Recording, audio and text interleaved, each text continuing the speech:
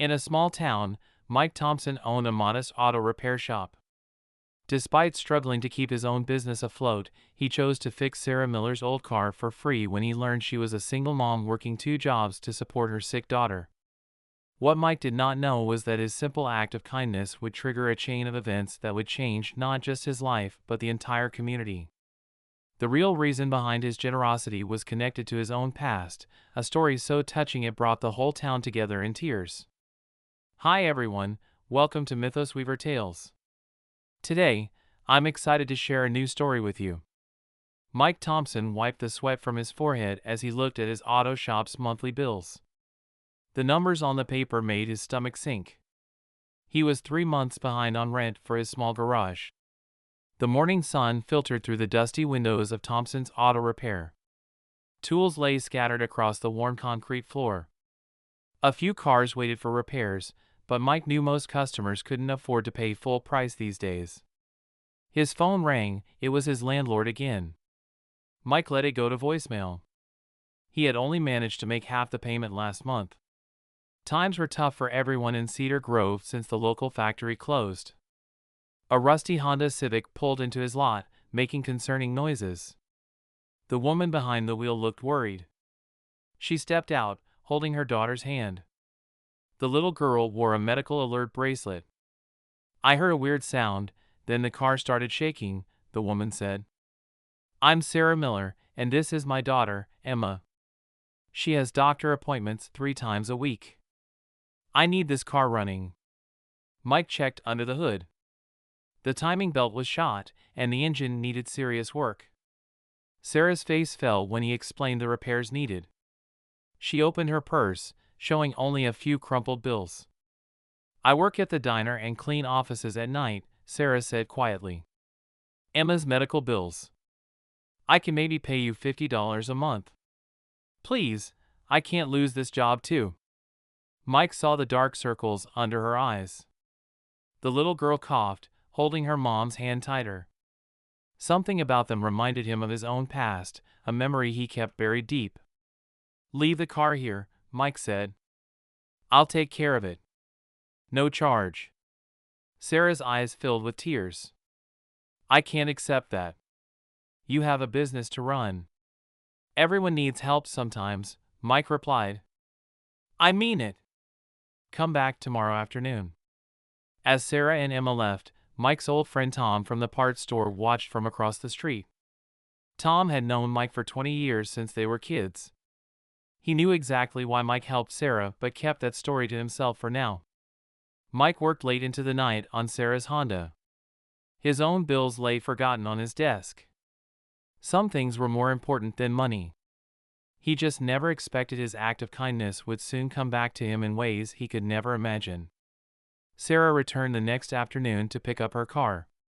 Emma sat on Mike's old office chair, coloring in a worn notebook while Mike explained the repairs he had done.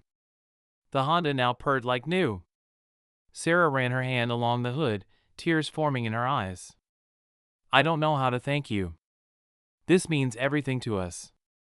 Mike noticed Emma's medical bracelet again.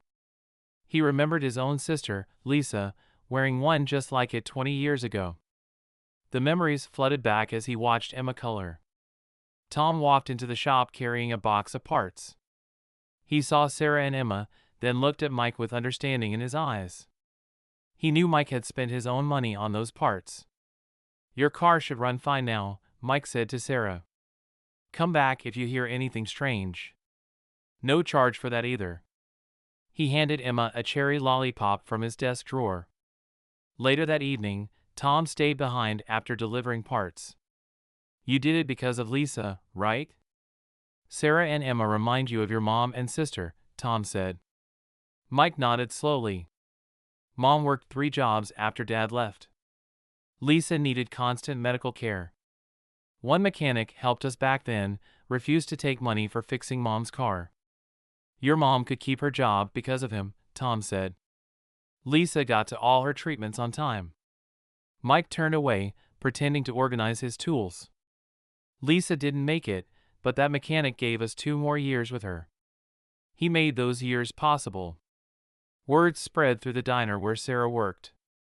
Customers whispered about Mike's kindness, but nobody knew the full story yet, about Lisa, about Mike's childhood. A well-dressed man sitting in Sarah's section overheard her telling another waitress about Mike. He asked detailed questions about Thompson's auto repair. Sarah noticed his expensive watch and business suit. The man wrote something in his notebook. He seemed very interested in Mike's story. He asked Sarah more questions about the repair shop and Mike's situation. Back at his shop, Mike worked on other cars.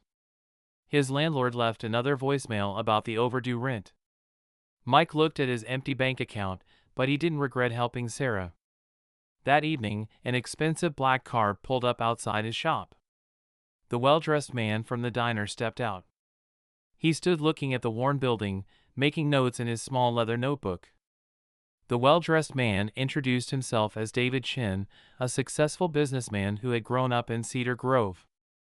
He looked around Mike's shop with great interest. "Sarah Miller told me what you did for her," David said. "But I want to hear the whole story. Why did you really help her?" Mike stayed quiet at first, focusing on the car he was fixing. David waited patiently. The evening sun cast long shadows through the garage windows. "My sister, Lisa, had the same condition as Emma," Mike finally spoke. "We were poor. Mom struggled. A mechanic named Joe helped us.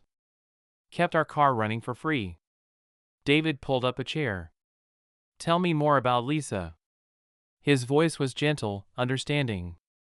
Mike noticed David's eyes move to the small photo hidden behind Mike's tool cabinet. Lisa needed treatments 3 times a week. The hospital was 40 minutes away. Without a car, we would have lost her sooner. Mike's voice grew quiet. "Joe gave us 2 more years with her." David wrote in his notebook. "And now you're 3 months behind on rent.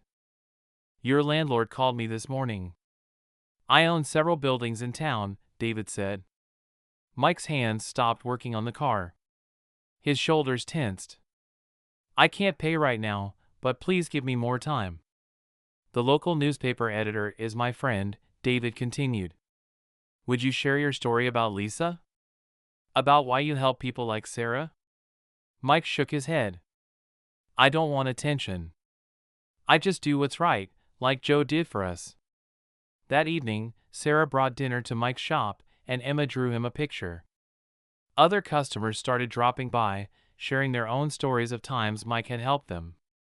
Tom arrived with more parts and saw the growing crowd. He smiled.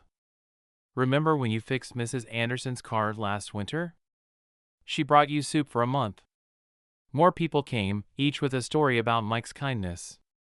David Chin sat quietly in the corner, watching and writing in his notebook. Mike looked overwhelmed by the attention. He kept working on cars, trying to ignore the gathering crowd. But something big was about to happen in Cedar Grove, something that would change everything. The next morning, Mike arrived at his shop to find David Chin waiting. Behind him stood Joe Martinez, the mechanic who had helped Mike's family 20 years ago. Mike froze. He hadn't seen Joe since Lisa's funeral. The old mechanic, retired and moved away years ago, now stood there with moist eyes of recognition. "You grew up good, Mike," Joe said softly. "David tracked me down and told me what you did for that single mom and her daughter. You remembered the promise." Mike remembered that day clearly. He had promised Joe at Lisa's funeral that he would help others the way Joe had helped his family. He had kept that promise for 15 years. David stepped forward. "Joe told me everything about your sister, your mother, and those hard years. Then I talked to people in town. Everyone has a story about you helping them." Sarah arrived with Emma, and other townspeople began gathering. Mrs. Anderson, whose car Mike fixed during a winter storm, stood nearby. Mr. Wilson, whose truck Mike repaired so he could get to his new job, was there too. "The newspaper story comes out tomorrow," David said. "But that's not why I'm here. I have a proposition for you, Mike." Joe handed Mike an envelope. Inside were documents showing that David had bought the building. The rent Mike owed was cleared, but there was more. "I want to invest in your shop," David explained. New equipment, more mechanics, and a program to help people who can't afford repairs. Joe will consult. Mike looked at the gathered crowd. Sarah held Emma's hand, both smiling.